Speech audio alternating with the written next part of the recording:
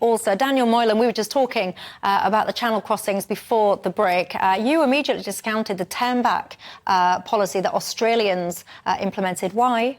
I didn't discount it. I simply said it's not included in the measures the government's taken. But Should it's it taken be? All the other measures. I don't think, for the reason Tim Smith gave, I don't think it's going to work across a narrow channel if the French aren't willing to take the boats back. So it entirely depends on the French being willing to take them back. And remember, from our point of view, this is a lot of people. This is 45,000 or whatever in total. But from the point of view of continental Europe, they've taken in much larger numbers, only a small number of which, and they don't regard our problem as being any worse than the problem they've got to deal with. The thing that I do agree with you on, in terms of a sense of emergency, even if not a declaration of one, is that what I think the government should be doing is, these people are arriving, they should be, as we speak, building, just like they built those emergency hospitals that we never used during the COVID, they should be building hostels wherever they need to build hostels, and they will be camps, but that will be where people would live. One of the things that's really upsetting people, and you've alluded to this yourselves, are tent cities of homeless people in this country at the same, and the general impoverishment of people really panicking about not having homes, a housing crisis, at the same time as the people in hotels. Let me ask you a really quick question. Nikki, one of my viewers, has asked a question that I hear often. Why is this government not just setting a migrant processing facility up in France? Good question. I don't know the answer to that. But then don't they? Because this is the point that Nikki... But, I mean, the truth is that people wouldn't go to a migrant processing centre if they were economic refugees.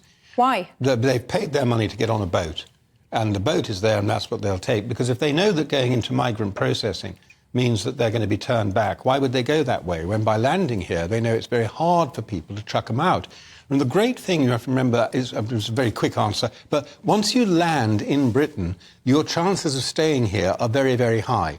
If your application's being processed abroad and you're turned down, you've got nowhere, you're still abroad. If your object is to get here, you want your feet on the ground. That's what these companies, these businesses are offering them. Feet on the ground in Britain, bit of risk, could drown on the way, but most people get through, and after that, they'll never get you out. But that's one of the reasons why I would like the processing to happen elsewhere, because then also you'd have much more of a moral argument to say you could have done the processing over there. And one of the reasons why so many people are now accepted as asylum seekers or legitimate refugees is because we've gotten a complete muddle about what comprises asylum and refugee status. And anybody just needs to say, I was fleeing something. I mean, I'm being glib, but that's almost what's happened.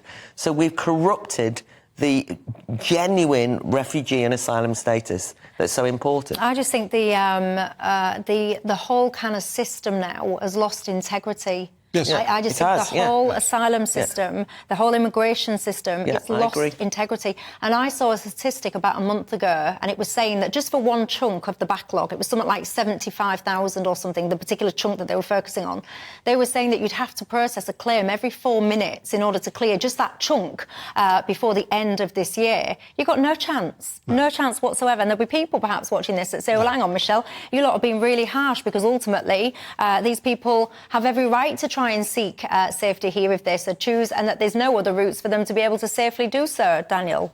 Yeah, people do say that, but we know the fact that an awful lot of these people are economic migrants.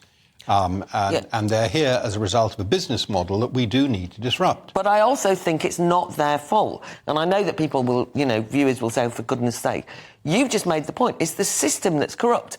Any young person who's going to be an opportunist, like that TikTok lad. That's a sweet... No, but I can understand that people will be thinking, oh, if I get to the UK, I'm likely to be able to stay. And it's a far nicer society than the one I'm coming from. That is not their fault. It's the system's fault in this country that's allowed the corruption of the genuine asylum and refugee status. And as you say, immigration has collapsed. I think they need to speed up the processing and be much harder about who they give status to. I had the idea the other day, the AAAs, I threw it out to my audience, I had loads of people that was up for it, the asylum admin army. You could recruit all these people that's a that good are sitting one. at home, that have left the workforce. I'm telling you now, people would come in their droves to help out and to process things. I know you would, because I floated it as an idea and you all jumped at the chance.